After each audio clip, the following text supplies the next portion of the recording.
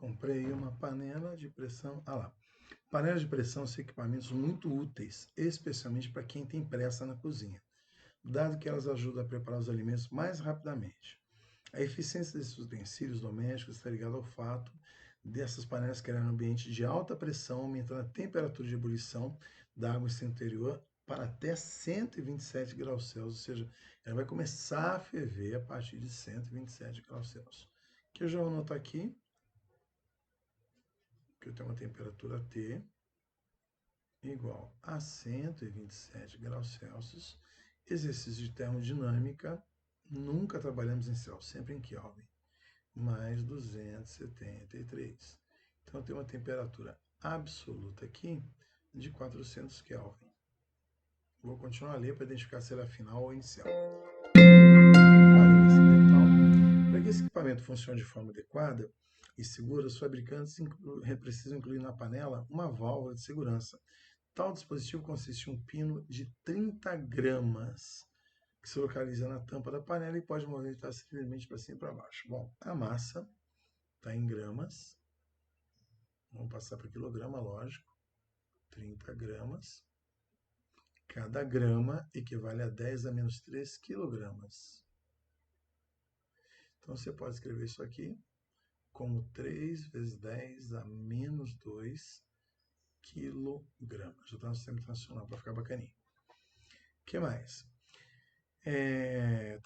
Enquanto a panela está fria, sem vapor em seu interior, esse pino fica abaixado. Entretanto, ao atingir a temperatura para a qual foi projetada, acreditamos que seja de 127 graus Celsius, a pressão interna é grande o suficiente para empurrar o pino para cima, permitindo que o vapor contido na panela escape, evitando então que a panela fique sujeita a uma pressão muito grande e exploda. Considere a temperatura ambiente. Então isso aqui é a temperatura final. E a temperatura inicial, que é ambiente, seja de 27 graus Celsius, que você já somou 273 e tem uma temperatura inicial de 300 Kelvin. Continua a ler. A pressão atmosférica, então P0, vale 10 a quinta Pascal, lembrando que Pascal é Newton por metro quadrado, tá, gente? E a aceleração da gravidade, 10 metros por segundo ao quadrado. Gravidade, 10 metros por segundo ao quadrado. Para que a panela funcione adequadamente, a área do tubo da válvula de segurança deve ser em milímetros de aproximadamente, então ele quer a área. Ok?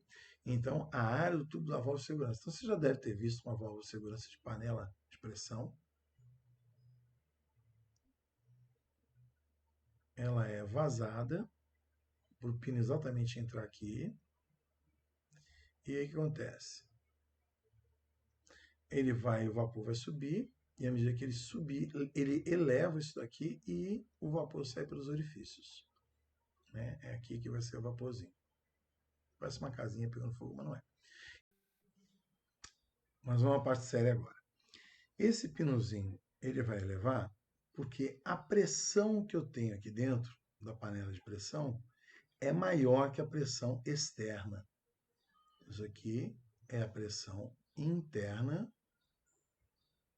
que ele vai atingir a 400 Kelvin lá, né?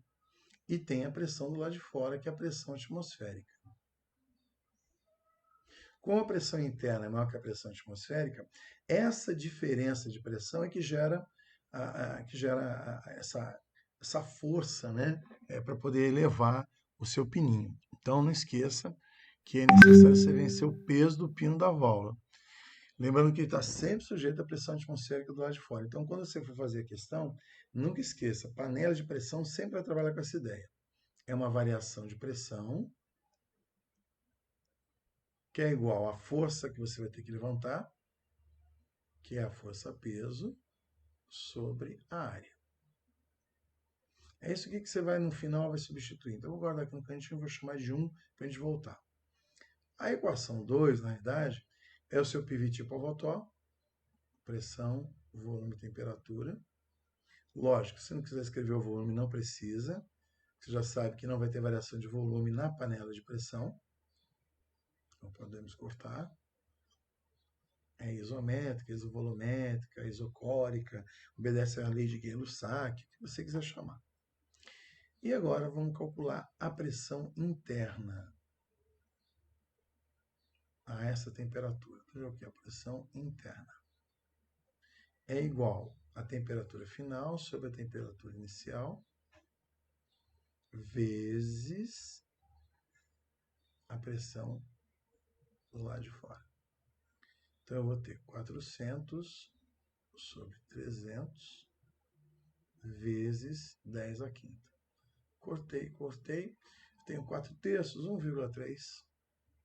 1,33. 1,33 vezes 10 elevado à quinta Pascal.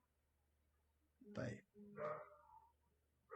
Bom, o que mais? Vamos então agora para a parte final, que é a equação número 1. Essa variação de pressão, que é a pressão interna, menos a pressão externa, que é a pressão atmosférica, é igual à força que você está levantando, que é a força peso, que é o mg, sobre a área que você quer descobrir. Portanto, a área que você vai descobrir vai ser mg sobre a pressão interna menos a pressão externa, que é a pressão atmosférica. A massa dele já em quilogramas, já convertida, vai te dar 3 vezes 10 a menos 2, 10 a menos 2, vezes a gravidade, que vale 10, sobre a pressão interna, que é 1,33, menos a pressão externa, que vale 1. Só não esqueça que tudo isso aqui é 1 vezes 10 à quinta, que está em Pascal. Sistema internacional por enquanto. Então, a sua área vai ser igual. 1,33 menos 1 vai dar 0,33. Então, 3 vezes 10 a menos 1 sobre 0,33 vezes 10 elevado à quinta. E aí, isso aí vai te dar alguma coisa como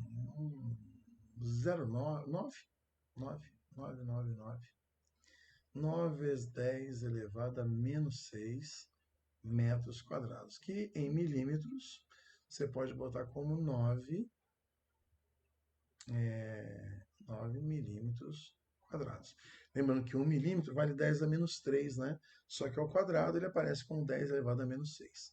E aí você vai ter como alternativa a quarta letra C de casa. Ok?